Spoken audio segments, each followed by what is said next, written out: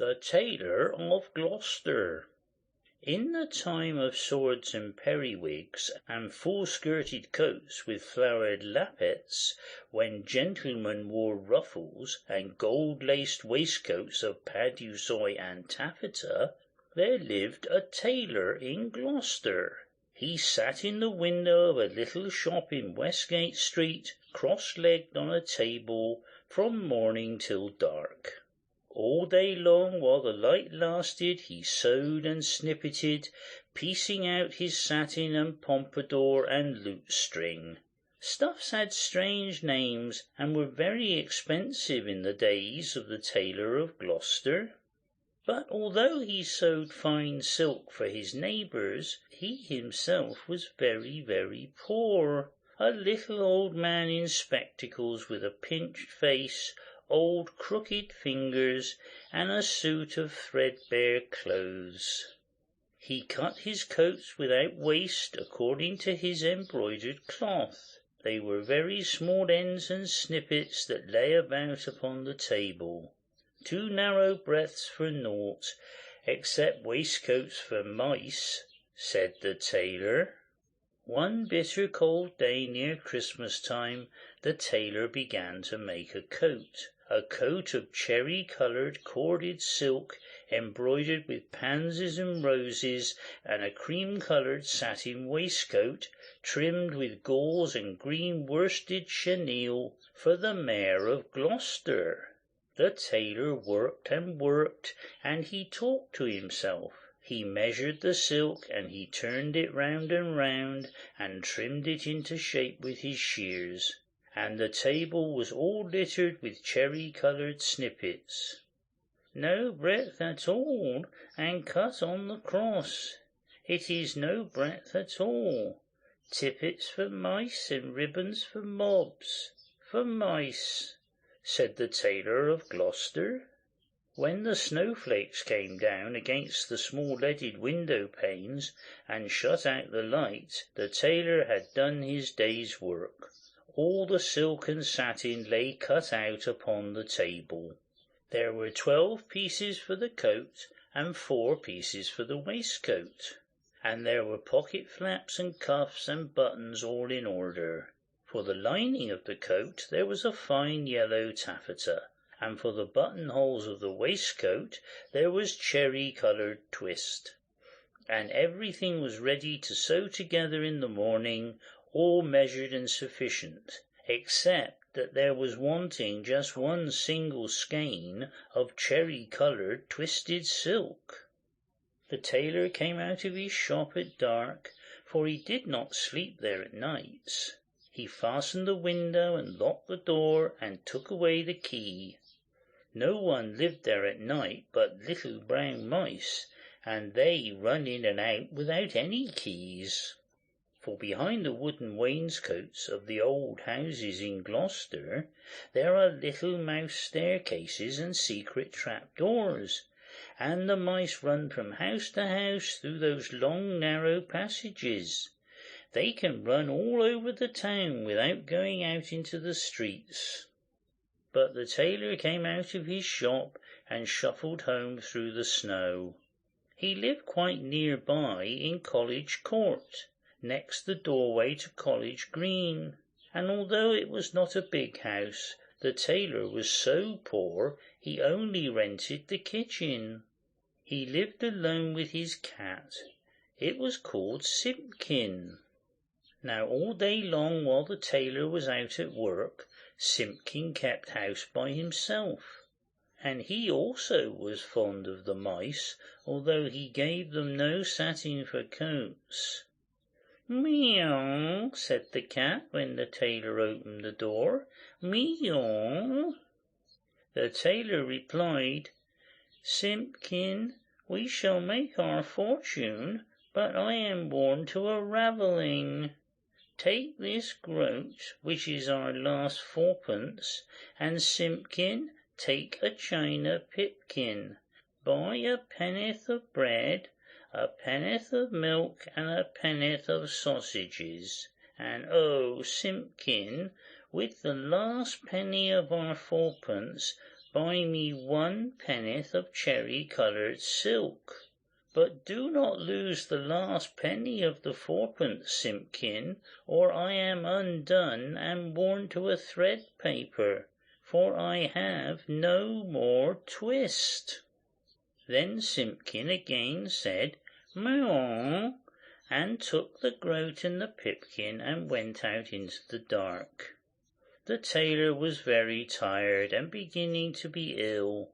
He sat down by the hearth and talked to himself about that wonderful coat.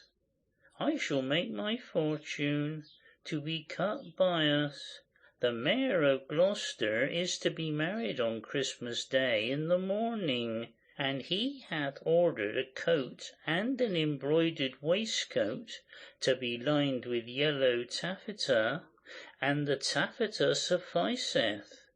But there is no more left over in snippets than will serve to make tippets for mice." Then the tailor started, for suddenly interrupting him from the dresser at the other side of the kitchen came a number of little noises. Tip-tap, tip-tap, tip-tap, tip. "Now what can that be?" said the Tailor of Gloucester, jumping up from his chair. The dresser was covered with crockery and pipkins, willow pattern plates, and teacups and mugs. The tailor crossed the kitchen and stood quite still beside the dresser, listening, and peering through his spectacles. Again from under a teacup came those funny little noises. Tip-tap, tip-tap, tip-tap, tip. "This is very peculiar," said the Tailor of Gloucester, and he lifted up the teacup, which was upside down. Out stepped a little live lady mouse, and made a curtsy to the tailor. Then she hopped away down off the dresser and under the wainscot. The tailor sat down again by the fire, warming his poor cold hands and mumbling to himself. "The waistcoat is cut out from peach-coloured satin, tambour stitch and rosebuds in beautiful floss silk. Was I wise to entrust my last 4pence to Simpkin? 21 buttonholes of cherry-coloured silk, 21 buttonholes of cherry-coloured twist." But all at once from the dresser there came other little noises. Tip-tap, tip-tap, tip-tap, tip. "This is passing extraordinary," said the Tailor of Gloucester, and turned over another teacup, which was upside down. Out stepped a little gentleman mouse, and made a bow to the tailor. And then from all over the dresser came a chorus of little tappings, all sounding together and answering one another, like watch-beetles in an old worm-eaten window-shutter. Tip-tap, tip-tap, tip-tap, tip. And out from under teacups and from under bowls and basins stepped other and more little mice, who hopped away down off the dresser and under the wainscot. The tailor sat down close over the fire, lamenting 21 buttonholes of cherry-coloured silk, to be finished by noon of Saturday, and this is Tuesday evening. Was it right to let loose those mice? Undoubtedly the property of Simpkin. Alack, I am undone, for I have no more twist."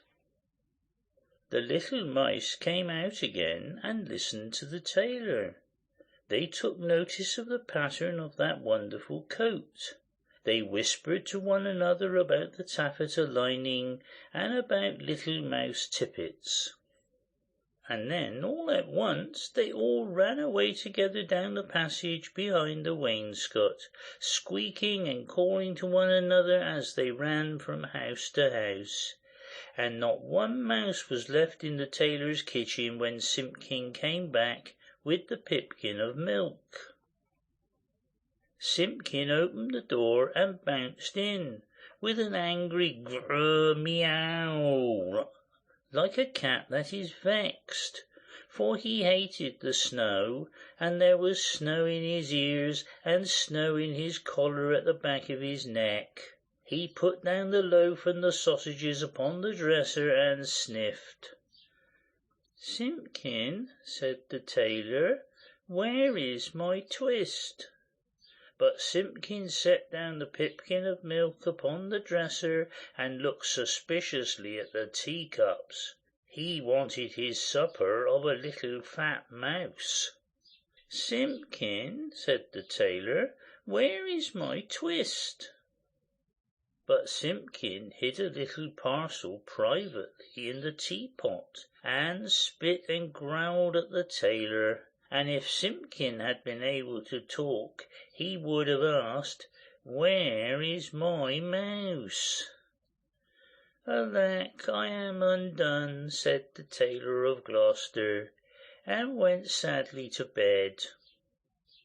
All that night long Simpkin hunted and searched through the kitchen, peeping into cupboards and under the wainscot, and into the teapot where he had hidden that twist, but still he never found a mouse.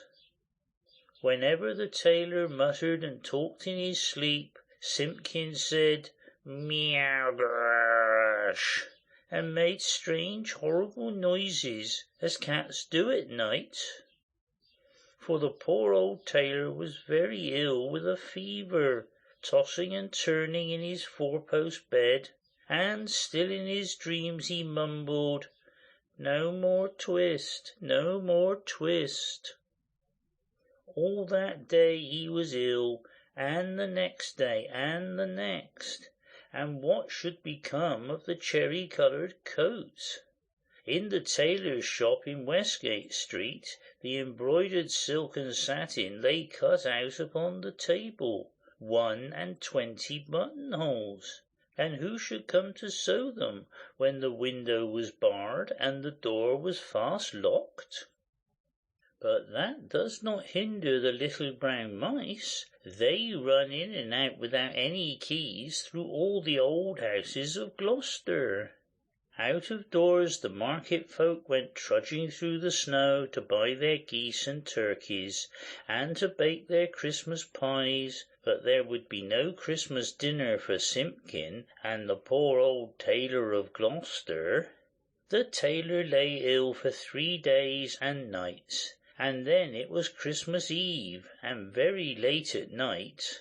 The moon climbed up over the roofs and chimneys, and looked down over the gateway into College Court. There were no lights in the windows, nor any sound in the houses. All the city of Gloucester was fast asleep under the snow. And still Simpkin wanted his mice, and he mewed as he stood beside the four-post bed. But it is in the old story that all the beasts can talk in the night between Christmas Eve and Christmas Day in the morning, though there are very few folk that can hear them or know what it is they say. When the cathedral clock struck 12, there was an answer like an echo of the chimes, and Simpkin heard it, and came out of the tailor's door and wandered about in the snow. From all the roofs and gables and old wooden houses in Gloucester came 1,000 merry voices singing the old Christmas rhymes, all the old songs that ever I heard of, and some that I don't know, like Whittington's bells. First and loudest the cocks cried out, "Dame, get up and bake your pies." "Oh, dilly, dilly, dilly," sighed Simpkin. And now in a garret there were lights and sounds of dancing, and cats came from over the way. "Hey diddle diddle, the cat and the fiddle, all the cats in Gloucester, except me," said Simpkin. Under the wooden eaves the starlings and sparrows sang of Christmas pies. The jackdaws woke up in the cathedral tower, and although it was the middle of the night, the throstles and robins sang. The air was quite full of little twittering tunes. But it was all rather provoking for poor hungry Simpkin. Particularly he was vexed with some shrill little voices from behind a wooden lattice. I think that they were bats, because they always have very small voices, especially in a black frost, when they talk in their sleep, like the Tailor of Gloucester. They said something mysterious that sounded like, "Buzz, quoth the blue fly, hum, quoth the bee, buzz and hum they cry, and so do we." And Simpkin went away shaking his ears as if he had a bee in his bonnet. And from the tailor's shop in Westgate came a glow of light, and when Simpkin crept up to peep in at the window it was full of candles, and there was a snippeting of scissors and a snappeting of thread, and the little mouse voices sang loudly and gaily. 420 tailors went to catch a snail, the best man amongst them durst not touch her tail. She put out her horns like a little Kylo cow. Run, tailors, run, or she'll have you all enow. Then, without a pause, the little mouse voices went on again. Sieve my lady's oatmeal, grind my lady's flour, put it in a chestnut, let it stand an hour. Mew, mew, interrupted Simpkin, and he scratched at the door. But the key was under the tailor's pillow. He could not get in. The little mice only laughed and tried another tune. 3 little mice sat down to spin. Pussy passed by and she peeped in. What are you at, my fine little men? Making coats for gentlemen. Shall I come in and cut off your threads? Oh no, Miss Pussy, you'd bite off our heads. Mew, mew, cried Simpkin. Hey diddle dinkety, answered the little mice. Hey diddle dinkety, poppety pet, the merchants of London they wear scarlet, silk in the collar and gold in the hem, so merrily march the merchantmen. They clicked their thimbles to mark the time, but none of the songs pleased Simpkin. He sniffed and mewed at the door of the shop. And then I bought a pipkin and a popkin, a slipkin and a slopkin, all for 1 farthing, and upon the kitchen dresser, added the rude little mice.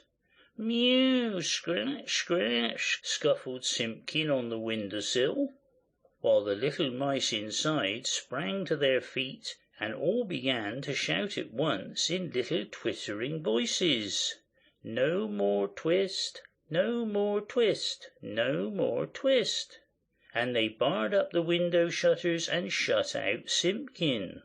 But still through the nicks in the shutters he could hear the click of thimbles, and the little mouse voices singing, "No more twist, no more twist."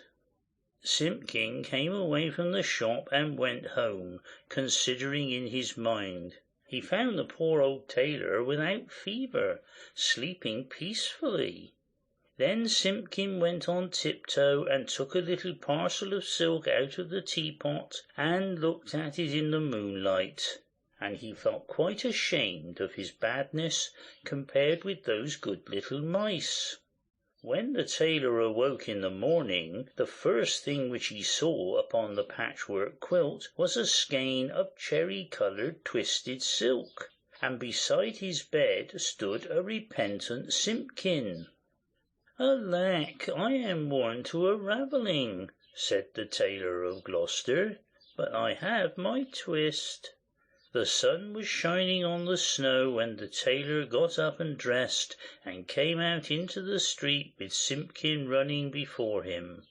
The starlings whistled on the chimney stacks, and the throstles and robins sang, but they sang their own little noises, not the words they had sung in the night.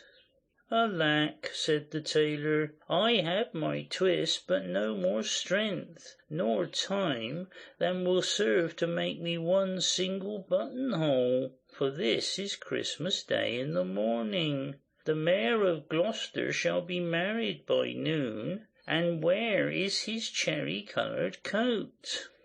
He unlocked the door of the little shop in Westgate Street, and Simpkin ran in like a cat that expects something. But there was no one there, not even one little brown mouse. The boards were swept clean, the little ends of thread and the little silk snippets were all tidied away and gone from off the floor. But upon the table, oh joy! The tailor gave a shout. There, where he had left plain cuttings of silk, there lay the most beautifullest coat and embroidered satin waistcoat that ever were worn by a Mayor of Gloucester. There were roses and pansies upon the facings of the coat, and the waistcoat was worked with poppies and cornflowers. Everything was finished except just one single cherry-coloured buttonhole, and where that buttonhole was wanting there was pinned a scrap of paper with these words in teeny-weeny writing, "No more twist." And from then began the luck of the Tailor of Gloucester, and he grew quite stout, and he grew quite rich. He made the most wonderful waistcoats for all the rich merchants of Gloucester, and for all the fine gentlemen of the country round. Never were seen such ruffles or such embroidered cuffs and lappets, but his buttonholes were the greatest triumph of it all. The stitches of those buttonholes were so neat, I wonder how they could be stitched by an old man in spectacles with crooked old fingers and a tailor's thimble. The stitches of those buttonholes were so small, that they looked as if they had been made by little mice.